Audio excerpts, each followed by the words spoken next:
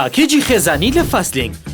بێسنوور بۆ ماوەی 1 مانگ ئینتەرنێت بەکاربێنە تەنها بە 18,000 دینار لەگەڵ پاکێجی خێزانی لە فاستلینگ. ئینتەرنێتێک بۆ خێزانەکە دابین دەکەی کە هەموو ماڵپەڕە نەشاو و خراپەکان سانسۆر کراوە.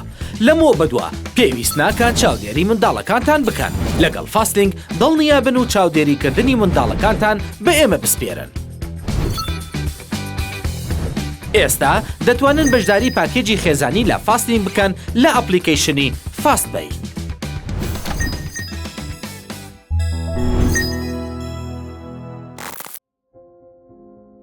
سڵاوتان لێبێ خۆشەویستان. کەسێک کە هەرگیز نەیویست بمرێت، کەسێک کە تیمێکی پزیشکی لە ماڵەکەی خۆی دانا بۆ وەرگرتنی یارمەتی پزیشکی لە هەموو کاتەکاندا، کەسێک کە هیچی نەخوارد و نەخواردەوە تا هیچ زیانێکی پێنەگا، کەسێک کە لە ژوورەکانی ئۆکسزین دەخەوت بۆ ئەوەی تەمەنی زیاتر و زیاتر درێژ بکاتەوە، بەڵام لە کۆتاییدا مرد و تەمەنیشی 50 ساڵ بوو. بەڵام پرسیارەکەی ئێمە ئەوەیە، ئەو هۆکارانە چی بوون کە بوونە هۆی ڕوودانی ئەم شتە؟ چۆن کەسێک مرد کە هەرگیز نەیویست بمرێت، بە تایبەت لە تەمەنێکدا کە خەڵکی چاوەڕوانی نەبوون؟ بەڵێ باسی مایکل جاکسۆن دەکەین، ئەو کەسەی جیهان بە گەورەترین سەماکەری مێژوو دەیناسێت. ئەم کەسە هەمیشە پێش ئەوەی کەس بناسێت دەموساوی دادەپۆشی و دەستی بەردەستی کەس نەدەکەوت بەبێ ئەوەی دەستکێشی لە دەست بێت. بۆچی مایکل جاکسۆن نەشتەرگەری جوانکاری زۆری لەسەر دەموچاوی ئەنجامدا کە تەنانەت ژمارەیانی نەدەزانی و ڕۆژانە 20 دەرزی لە دەموچاوی دەدا و بۆچی پلەی گەورەترین سەماکەری هەبوو لە مێژوودا؟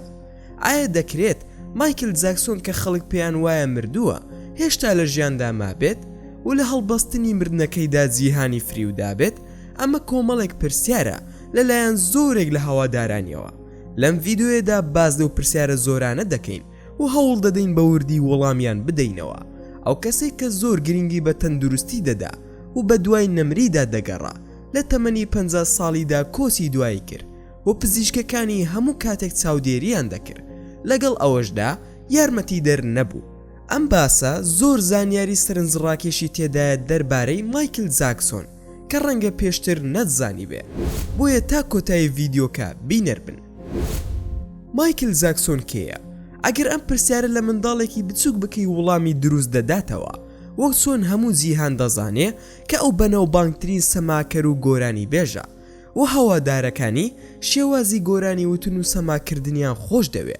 هەروەها کڵاوەکەی سەری بوو بە شۆڕشێکی گەورە لە جیهانی مۆدێلدا.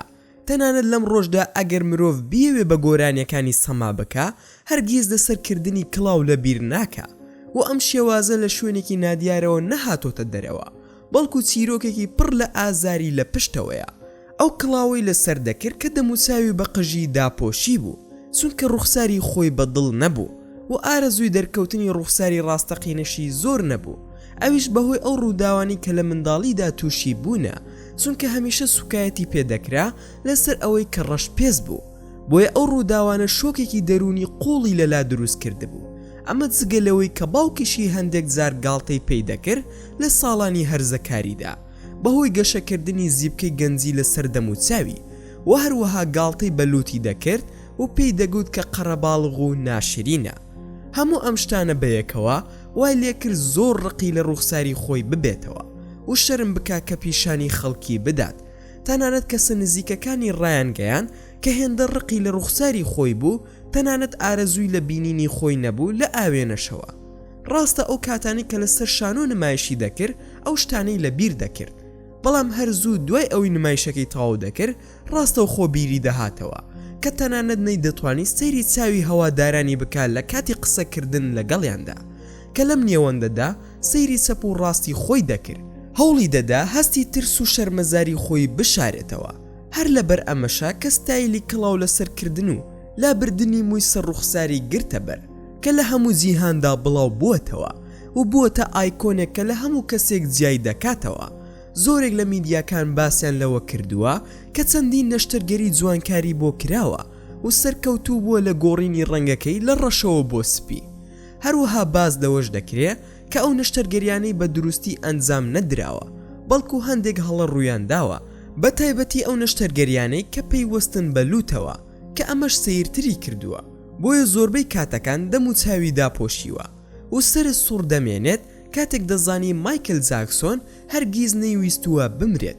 ئەو ژیانی خۆی شێتانە خۆش دەویست و لە ڕاستیدا پلانێکی داڕش کە پێی وابوو دەتوانێت لانی کەم 150 ساڵ بژی و هەر لەبەر ئەم هۆکارەش تیمێکی یەکگرتووی لە پزیشک گرتبوو و کاریان دەکرد بۆ چاودێریکردنی بە بەردەوامی وەک چۆن ڕۆژانە پشکنینی جەستەیان دەکرد و بڕیاریان دەدا کە پێویستە چی بکە و پێویستە کە ڕۆژانە چی بخوات و چیش بخواتەوە.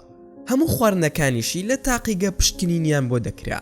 هەروەها شتێکی سەیریش بوو کە لە ژووری ئۆکسجین دەخەوت، چونکە پزیشکەکان دەڵێن ئەمە لە ڕاستیدا ڕۆڵی هەیە لە زیادبوونی تەمەنی مرۆڤدا، بۆیە مانەوە 2 کاتژمێر لە ڕۆژێکدا سوودی زۆری هەیە. بەڵام پرسیارەکە هێشتا دەمێنێتەوە کە چۆن مرۆڤێکی لەم زۆرە دەمرێت کە تەمەنی تەنها 50 ساڵە. لە ڕاستیدا دوای مردنی مایکل جەستەکەی بەوردی پشکنینی بۆ کرا و لە راپۆرتی مردنەکەیدا باز لەوە کراوە کە جەستەکەی زیانێکی زۆری بەرکەوتووە، وەک تەرمی کەسێک وابوو کە سەدان ساڵ ژیاوە و هەندێک لە ئێسکەکانی زۆر ناسک ببوون و ئێسکەکانی تریشی لە دۆخێکی خراپدا بوون، وەک ئەوەی تووشی چەندین پێکان بوو بێ. هەروەها شوێنەواری دەرزی زۆری لەسەر پێستی هەبوو و هیچ شوێنێکی جستەی نەمابوو کە دەرزی لێ نەدرابێ. و پزیشکەکان باسییان لەوە کرد کە چەندین نەشتەرگەری جوانکاری بۆ دەموچاوی ئەنجام داوە و بەهۆیەوە بەدەست ئازارێکی بەرگەنەگیرا و دەیناڵان و بۆ ئەوەی دەموچاوی لە دۆخێکی باشدا بمێنێتەوە دەبوو بەردەوام دەرزی لێ بدات و بۆ کەمکردنەوەی ئازارەکەش حەپی ئازار شکێنی دەخوارد. لە راپۆرتەکەدا هاتووە کە هۆکاری سەرەکی مردنەکەی بەرکەوتن بووە بە ژەمی زۆری دەرمانەکانی ئازار شکێن و ئەمە شتێکی زۆر سەیرە، چونکە تیمێکی یەکگرتوو لە پزیشکەکانی هەبووە کە سەرپەرشتیان دەکرد، کەواتە چۆن ڕێگەیان داوە هەڵەیەکی واڕوو بدا. بەهۆی ئەمەوە یەکێک لە پزیشکەکان بە کەمتەر خەمی تۆمەتبار کرا بە ناوی دکتۆر کۆنراد میڕێڵ و دوای دادگاییکردنەکان دەرکەوت کە لە ڕاستیدا دەرزیەکی زۆری بە مایکل داوە کە ئەمەش یەکەم هۆکاری مردن بووە بۆ بەناوبانگترین گۆرانی بێژ لە جیهاندا. بۆیە لە ساڵی 2011 سزای 4 ساڵ زیندانی بەسەردا سەپێنراوە، بەڵام دوای 2 ساڵ بەهۆی هەڵسوکەوتی باشەوە ئازادیان کرد. هەمومان دەزانین کە مایکل بەهۆی ئەوەی گۆرانی بێژ و سەماکەرێکی بەتوانا بوو لە سەرانسەری جیهاندا ناوبانگی دەرکرد، بەڵام ئەوەی جێگەی سەرسوڕمانە لە قۆناغێکی ژیانیدا وەک کەسێک کە دەستدرێژی دەکردە سەر منداڵان ناوبانگی دەرکرده بوو، وەک چۆن لە ساڵی 1994دا کە تۆمەتباریان کرد دەست درێژی کردووەتە سەر منداڵێک و بەهۆی ناوبانگێکی فراوان و سامانە زۆرەکەیەوە ناوبرا و پێش ئەوەی دادگا داوای بکات توانی دۆسیەکە هەڵبگرێت و دەگوترێ پارێکی زۆری خەرج کردووە کە بە هەزاران دۆلار مەزەندە دەکرێت و دواتر ڕۆژەکان تێپەڕی تا ساڵی 2003 کە جارێکی دیکە بە هەمان تۆمەت سکاڵای لەسەر کرا و دواتر ناچار بوو لە بەردەم دادگا ئامادە بێت، بەڵام دادگا بەڵگی نەدۆزیەوە بۆ سلماندنی ئەم تۆمەتە، بۆیە دۆسیەکەی هەڵوەشایەوە و ئێستاش با باز لە گرنگترین تیۆری بکەین کە باسی لە مردنی مایکل جاکسۆن دەکرد و ئایا لە ڕاستیدا مردووە یان بە هۆکاری خۆی هەڵی بەستووە. لە ڕاستیدا زۆر ڕاستی هەیە کە ڕەنگە پشگیری ئەم تیۆریە بکە، لەوانەش پارەیەکی زۆری لەسەر هەژماری تەندروستی خۆی خەرج کردووە تا ئەو ڕادەی کە ژمارەی قەرزەکانی گەشتۆتە 500 ملیۆن دۆلار و لە هەمان کاتدا سودمەند بووە لە زۆرێک لە تەندروستی و خزمەت گوزاری ژیان، واتە خێزانەکەی بڕێکی زۆر پارەیان وەردەگرت لە ئەگەری مردنی. بۆیە هەندێک کەس پێیان وایە مەرگی خۆی بۆ ئەم هۆکارە هەڵبەستووە بۆ ئەوەی لە پێدانی ئەم قەرزە زەبەلاحانە ڕزگاری بێت و پارەکەی لە کۆمپانیای تەندروستی وەربگرێت. ئەم تیۆرە لەلایەن زۆرێک لە ڕێکخراوە میدیایە گەورەکانەوە پەری پێدراوە، واتە تەنها بیرۆکی مرۆڤە ئاساییەکان نییە. با ئێستا باز لەو شتە بکەین کە ڕۆڵی هەبوو لە ناوبانگە گەورەکەی مایکل لە سەرانسەری جیهاندا، ئەویش سەما بە ناوبانگەکەیەتی کە پێویست دەکا باسی بکەین.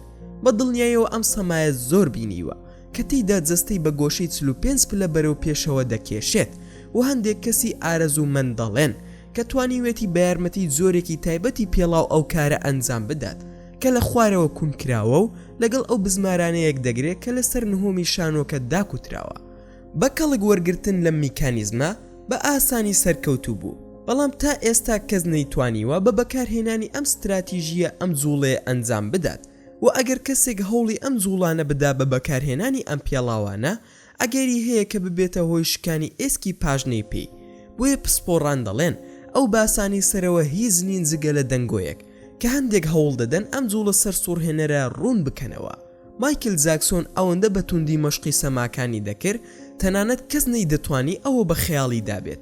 شایانی باسە کە مافی خاوەندارەتی بۆ ئەم سەمایە بە ناوی خۆیەوە تۆمار کردووە. هەر بۆیە کەس ناتوانێت لە شانۆکان لە بەردەم زەماوەردا نمایشی بکە چونکە دەبێتە هۆی پرسی یاسایی. هیوادارین وەڵامی زۆر پرسیارمان دابێتەوە کە پەیوەندی بە ژیانی مایکل جاکسۆنەوە هەیە. لە کۆمنت پێمان بڵێ ڕای ئێوە چیە لەبارەیەوە. و زۆر سپاسان دەکەم کە تا ئێستا بینەری ڤیدۆکەمان بوون. ئەگەر ڤیدۆکەمانتان بەدڵ بوو ئەوە هەر ئێستا لایکی ئەم ڤیدۆیەمان بۆ بکەن و هەروەها شێریشی بکەن لەگەڵ هاوڕەکانتاندا. و لە بیرشتان نەچێت ئەگەر ئەتانەوێ هەمیشە بابەتی ناوازە لە کەناڵەکەی ئێمە ببینن ئەوە هەر ئێستا سبسکرایبی کەناڵەکەمان بکەن و زەنگۆڵەی تەنیشتی سبسکرایبەکەش چالاک بکەن. و لە بیرشتان نەچێت ئەگەر هەر ڕەخنە و پێشنیارێکتان بۆ کەناڵەکەی ئێمە هەیە دەتوانن لە کۆمنتی ئەم ڤیدۆیەدا بۆمانی بنووسن. و دووبارە و سێبارە سوپاسان دەکەم بۆ تەماشاکردنی ڤیدۆکەمان تا ڤیدۆیەکی تر و تا کاتێکی تر هەر شاد و بەختەوەر بن و خواتان لەگەڵ بێت و ئامانەتی خودا بن. پاکێجی خێزانی لە فاستلینگ بێ سنوور بۆ ماوەی 1 مانگ ئینتەرنێت بەکاربێنە تەنها بە 18,000 دینار لەگەڵ پاکێجی خێزانی لە فاستلینگ. ئینتەرنێتێک بۆ خێزانەکە دابین دەکەی کە هەموو ماڵپەڕە نەشاو و خراپەکان سانسۆر کراوە. لەمەوە بەدووە پێویست ناکات چاودێری منداڵەکانتان بکەن. لەگەڵ فاستلینگ دڵنیا بن و چاودێریکردنی منداڵەکانتان بە ئێمە بسپێرن. ئێستا دەتوانن بەشداری پاکێجی خێزانی لە فاستلینگ بکەن لە ئەپلیکیشنی فاستبەی.